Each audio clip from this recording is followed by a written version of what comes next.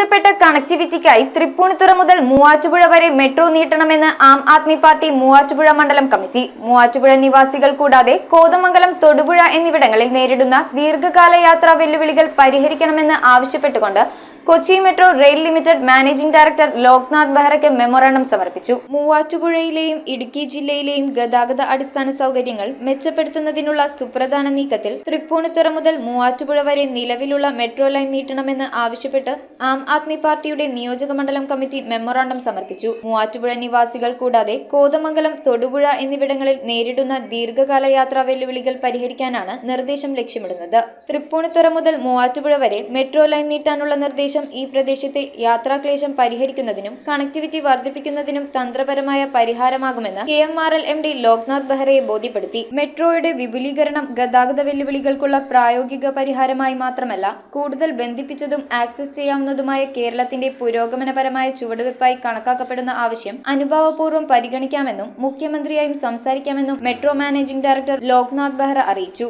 നിവേദക സംഘത്തിൽ നിയോജക മണ്ഡലം കമ്മിറ്റി ഭാരവാഹികളായ ജിബിൻ റാത്തപ്പള്ളി, സെലീം പറമ്പിൽ, ജോസി മാത്യു, സോണി പടിഞ്ഞാറെ മാത്തേക്കൽ, റൂബി ജേക്കബ്, അഡ്വക്കേറ്റ് ചാൾസ് വാട്ടപ്പള്ളിൽ, മരിയ ജോസ് എന്നിവരും ഉണ്ടായിരുന്നു. News bureau, Muvattupuzha.